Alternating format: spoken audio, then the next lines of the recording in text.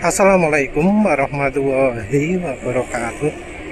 Jadi penulis heran juga ya, 2 kali buat video soal mobil listrik, tapi kok ya sering dikritik gitu ya. Buat postingan pun dikritik. Jadi ngomong soal ada kasus kebakaran itu ya, gak usah bahas mobil listrik kalau nggak ngerti gitu ya. Juga bahas mobil listrik lain ya, diomongi hal yang sama. Satu postingan 2 video soal mobil listrik, nulis dikritisi nggak ngerti mobil listrik, mending nggak usah bahas. Saya telah emang kalau bahas itu harus ngerti dulu kan. Oke saja ya kalau kita ngomongnya oh faktanya begini, oh yang ini masih meragukan apa benar apa salah, kan no problem. Bahas juga dari yang kita tahu. Misalnya kita nggak tahu ya kita ngomong nggak tahu. Jadi orang nggak tahu terus bahas ya no problem lah, asal jangan sok tahu. Kalau misalnya ngomong ya baiknya ada buktinya. Jangan ngomong asumsi kemudian dianggap sebagai sebuah fakta. Sementara penulis bahas kan ya berdasarkan informasi yang penulis dapat. Buktinya ya ono, kalau mau nyari ya ada. Contohnya penulis terakhir ngomong soal mobil listrik itu kendaraan berbahaya, dayanya tinggi. Saya salah opo? Zaman dulu ya jarang peralatan listrik sedikit ya. Orang ngomong setrika itu kan barang berbahaya, selain panas karena listriknya gede. Barang sing listriknya gede, strumnya gede kan dianggap berbahaya. Selain itu apa mana sing listriknya gede ya? AC, rice cooker pun termasuk. Sanyo ya kadang dimasukkan listriknya gede. Nah, itu padahal alat-alat itu, barang-barang itu dayanya mek piro. Dayanya kan cuma ya paling 500-300 watt gitu ya. Berarti kalau ada barang 700 watt ya dianggap lebih bahaya. Dan ya ada motor listrik yang butuh 700 watt. Lihat speknya VRD 1 itu 700 watt gitu. Memang ada yang dayanya kecil tapi yang ngecasnya suwi, karena ngecas itu berbanding lurus dengan daya yang dimasukkan. Ngecas itu juga ada limitnya. Walau sudah pakai trik segala macam, pakai speed charging, pakai metode voltase ini dikembang kempis, dimaju mundur, dibikin nggak konstan. Jadi teknologi charging sekarang itu arusnya nggak konstan ya, pedot tapi gede. Nah itu yang bikin ngecasnya bisa cepet tapi nggak bikin panas. Kalau ingin tahu namanya reflex charger, reflex charging, burp charging. Ada istilah itu di internet, cari aja nemu pasti. Penulis tahunya dari websitenya M Charger. Charger merek M tahu pola basicnya. Tapi yang jelas total dayanya besar. Lihat aja satuannya quick chargernya di PLU gitu. Penulis lihat di kantor pos itu ada charger untuk VinFast ya. Untuk mobil dan motor, mestinya untuk mobil sih. Ada terminalnya 75 kV kalau nggak salah ya. KVA, kilovolt ampere. Jadi kalau charger biasanya pakai satuan VA. Walau ya secara kasaran V kali A itu ketemu watt. Iya ya. Voltase kali arus, walau rumusnya I tapi ngomongnya kadang-kadang A ya. KVA. Jadi walau hitungannya ketemu watt, tapi antara watt dan VA itu dibedakan. Itu sepertinya bermula dari listrik reaktif dan listrik oposisi nih, mana wis sembuh lah, wis lali. Jadi antara listrik yang istilahnya semu dan listrik yang beneran kepake. Nah, mobil listrik sendiri ya makin besar daya arusnya. Jadi kalau menurut Google aja ya, kalau punya punya motor listrik 2, itu rumah itu baiknya punya listrik 2200 watt. 1300 katanya terlalu mepet, karena kalau butuh macam-macam, butuh nyalano AC ya gak iso. 2200 itu pun mepet listriknya. AC ini cuma siji sing inverter seperempat PK mungkin ya. Kalau pingin dayanya lebih ora cukup wis. Masalahnya kan di atas 2200 wis gak subsidi toh. Listriknya wis luwih larang. Jadi soal daya yang besar ini wis ya harusnya jadi pengetahuan umum lah ya. Kendaraan listrik itu untuk bisa ngecas itu butuh daya yang besar. Memang bisa dikasih daya kecil tapi yo suwi. Dan yang jarang diomongkan itu, orang ngomong bisa kok pakai charger ukuran kecil. Saya nggak diomong nih kapan kapan penuhnya. Lawang pakai yang quick saja saya butuh berjam-jam. Apa mana lah sing ukurannya cilik. Entah kalau mobil pakai casasan yang 700 watt itu butuh berapa lama bisa penuh ya. Apa meneh sing jarak jangkauannya jauh ya. Karena di Indonesia rasanya yang ditawarkan adalah model-model long distance. Karena yang untuk jarak terutama mobil kalau 100 km itu dianggap terlalu pendek. Jadi penawarannya biasanya 300 km setahu penulis ya. Yang motor pun yang ditawarkan yang 100, 80, 100. Walau realnya jadinya kurang dari itu. Mungkin cuma 50 atau bahkan 40. Karena orang Indonesia kalau naik motor nggak akan telaten, nggak akan mau jalan kecepatan 20. Motor mampunya jalan 40 ya jalan 40, mampunya 70 ya 70. Karena sudah kebiasaan bawa motor bensin. Motor bensin itu jalan biasanya kalau kelas 150 cc ya di atas 100 kan top speednya. Pakai motor yang cc-nya terus dipaksa naik motor listrik sing jalannya pelanak klenu ya ora gelem. Kalau mobil sih lumayan ya, karena mobil top speednya jauh lebih tinggi. Mungkin ada nggak ya yang mobil pelan kayak Banter ya? Mobil apa jenenge? Yang wuling air gitu. Berapa top speednya itu? Mungkin 100 ya barangkali ya. Top speed segitu pasti dikeluhkan sama orang Indonesia. Mobil kok kayak iso mlaku 100. Karena sudah kebiasaan. Mobil yang ya di review tenaganya paling lemah, mobil Ayla 1000 cc top speed 160. Mobil listrik harga agak lebih tinggi guys, so jalan 150 ya diprotes. Ya mungkin disalahkan juga adalah soal umur. Nulis ngomong baterai ini gak umur. Emang baterai itu gak ada umur ya, gak ada masa pakai ini lah. Ada toh.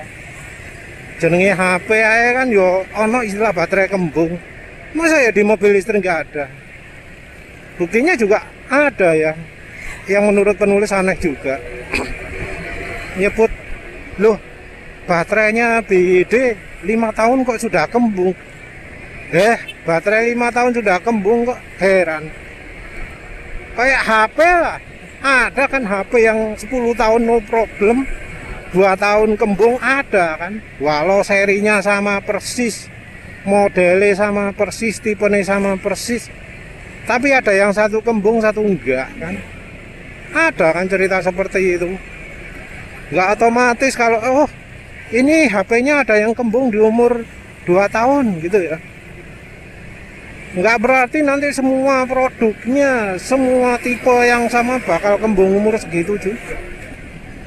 Karena kan ya namanya produksi beda-beda kan kualitasnya. Gak mungkin ono produksi sing 100% sama persis gitu. Apalagi karena di mobil itu kan baterai ini nggak cuma satu, tapi banyak, bisa ribuan untuk satu mobil listrik. Baterai ribuan umurnya ya ora podo. Ada yang umurnya pendek, ada yang umurnya panjang. Saya ngapes kalau ya dapat yang umurnya pendek di salah satu sel baterainya itu, ya nggak akan bisa awet. Mungkin ngiri, wah tonggoku mobil listriknya podo persis tukune bareng, kok tekku melembung tek dhewe enggak. Ya jangan heran, namanya produksi kadang dapat bagus kadang enggak. Mungkin dari pabriknya sudah berusaha sebaik mungkin untuk mendapatkan produk terbaik, tapi namanya produk kan mesti ono high ada low nya juga. Tinggal ceilingnya itu tinggi apa enggak, atapnya tinggi atau enggak, langitnya tinggi apa enggak. Terus penulis ngomong harga mobil listrik kalau sudah lebih dari 5 tahun bakal hancur, yuk ya karena orang belum tahu aja, belum tahu umur dari mobil listrik. Tahunya kan nanti kalau mobil listrik sudah beredar misalnya 10 tahun baru ngerti orang, oh alah, mobil listrik itu kayak gini tak. Sekarang ini kan mobil listrik masih cuma umur beberapa tahun toh asumsinya. Mobil VinFast itu keluarnya kapan kan, tas BYD mungkin sudah agak lama di taksi, tapi kan kalau di mobil pribadi sedikit, masih belum lama loh BYD untuk mobil pribadi. Wuling Air umurnya sik pirang tahun nih. Jadi kalau penulis ngomong gak umur ya lihat dari umurnya baterai atau umurnya HP. HP paling awet, produksi paling sip itu kan apa misalnya? Samsung misalnya teknologinya paling hebat. Apa misalnya Sony. Endi wis HP sing teknologinya paling hebat. Kan saya tetep aja ono sing baterainya kembung, ono sing butuh ganti. Dan itu bukan sesuatu hal yang bisa dipastikan. Pas bejo ya baterainya awet, gak bejo ya cepat rusak. Memang ada faktor-faktor luar yang membuat cepat rusak, seperti misalnya panas. HP ku tak tele dashboard kok tadi melembung ya. Padahal cuma 1 kali perjalanan 4 jam kok melembung tadi ini. Ya sama lah kayak mobil. Mobil dicaring kan ya beda dengan mobil diteduhkan. Terus yang berikutnya soal ketahanan. Penulis itu nggak bohong ketika ngomong bahwa baterai kendaraan listrik itu tidak boleh kena goncangan gitu. Karena penulis ya nuruti omongannya di YouTube, nuruti omongannya di misalnya websitenya Tesla. Yang penulis paling terkesan itu apa? Ada YouTuber Amerika yang ngomong bahwa lembaga asuransi tidak mau mengcover asuransi untuk kendaraan listrik yang kecelakaan. Jadi kecelakaan itu kalau kendaraan listrik wajib ganti. Jadi biaya asuransinya itu sangat mahal karena kalau ada kecelakaan sekali, walau itu tidak serius, walau itu misalnya cuma lecet bumper tak opo, tetap biayanya sangat mahal. Satu, karena kalau mengalami kecelakaan, part-part yang diganti bisa terlalu banyak. Tapi yang paling penting adalah karena baterai sekali mengalami kecelakaan sudah dianggap nggak layak pakai, terutama ketika terjadi benturan, nabrak pagar antar kendaraan, senggolan gitu, apalagi sampai terjun bebas, sama sekali nggak direkomendasikan. Karena ya ini listrik, barang-barangnya isinya kimia tok. Barang kimia dibanting-banting ya resiko loh. Jangan disamakan kayak baterai ABC, baterai jam, baterai opo, baterai remote. Nanti pas argumentasi, mobil listrik kena lubang, nabrak lubangnya kok dianggap sebagai masalah. Remoteku loh, remote TV bolak-balik jatuh, gak apa-apa. Kunci remoteku bolak-balik jatuh ya gak apa-apa. Gak meledos, gak apa. Ya jangan disamakan lah ya. Jangan disamakan karena ya teknologinya kan beda. Kendaraan listrik itu pakai baterai densitas tinggi yang nggak boleh terlalu tinggi densitasnya karena harus dibatasi oleh faktor keamanan. Jadi yang membuat baterai listrik itu nggak bisa betul-betul sangat tinggi itu adalah faktor keamanan. Gimana caranya bikin baterai sing kalau yo dibanting sidik gak rusak? Selain itu juga faktor misalnya anti ledakan, anti kebakaran. Walau ya kadang kenyataan berbeda. BYD itu kan rilis video ya yang menunjukkan baterai ketika ditusuk nggak kebakar. Tapi kan itu dilakukan di situasi tertutup. Dan ada ya penulis pernah lihat YouTuber Amerika juga melakukan eksperimen yang sama tapi di tempat terbuka. Ditusuk sekali no problem, ditusuk 2 kali kebakar. Loh, kok bisa gitu? Ya analisanya waktu ditusuk sekali itu gak apa-apa, tapi waktu menusuk 2 kali terjadi bunga api. Karena ada bunga api ya kobong. Ya mungkin dari baterainya sendiri nggak menghasilkan oksigen, tapi kalau sudah sampai keluar kan yo udara luar ada oksigen, ya kebakar lah. Dan kalau misalnya kita cari video di misalnya v.kiki ya, QQ,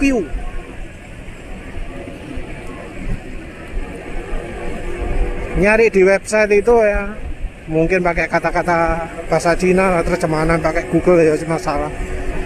Cari mobil listrik terbakar gitu. Translate nang Google, cari v.kiki. Lah kayak berita nih. v.kiki itu kan istilahnya YouTube Cina loh.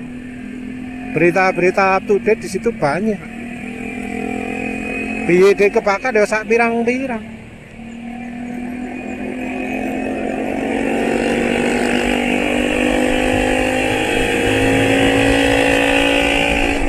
Jumlahnya mungkin juga aja nggak sedikit, bisa aja ratusan. Bahkan ada YouTuber yang khusus spesialis berita-berita Cina gitu ngomong bahwa masyarakat jadi agak takut beli kendaraan listrik karena banyak kasus kebakaran. Dan nggak cuma Cina ya. Terakhir kasus Korea Selatan atau apalah ya, yang ada kasus kebakaran itu, jadi kekhawatiran tersendiri. Yang masalah adalah karena ya banyak faktor yang bisa membuat kendaraan listrik kebakar. ngecas juga. Karena kan ya isinya ribuan baterai. Rusak satu sel saja bisa mengakibatkan kebakaran semua selnya. Jadi apa yang salah kalau penulis ngomong itu ya kendaraan listrik itu berbahaya, mahal, bukan kendaraan tempur. Belum lagi ketersediaan listriknya, kita masih belum seperti luar negeri, tempat ngecas di mana-mana. Dan bahkan di luar negeri pun ya ada yang sampai mengeluhkan ketersediaan listrik ini. Sampai ada yang bikin video judulnya "Mbok ora gelem ngewong mobil listrik lagi" gitu ya. Tentu dalam bahasa Inggris. Kenapa? Karena dia nyewa mobil listrik ya, terus listriknya habis, nyari tempat pengisian, dan walah gak karu-karuan. Tempat stasiun pengisiannya yang bisa itu cuma satu tok dari banyak satuan pengisian, karena rupanya nggak dipelihara. Ada satu ya terpaksa ngantri, ono sing wis lagi ngecas. Pas lagi ngecas pun ya ribet setengah mati karena modelnya sistemnya online. Wis dibayar, wis nggawe macem-macem, saya gak metu-metu ae listriknya. Karena standar kelistrikannya beda-beda, yang namanya colokan listrik itu ya jadi banyak model. Itu ya jadi kendala lagi. Kendala karena yo tadi susah ngepas nih, dicepno saya gak ngecas sorok. Yang komen pun ada yang mengamini juga, setuju. Jadi yo lek gak punya uang ojo beli mobil listrik lah.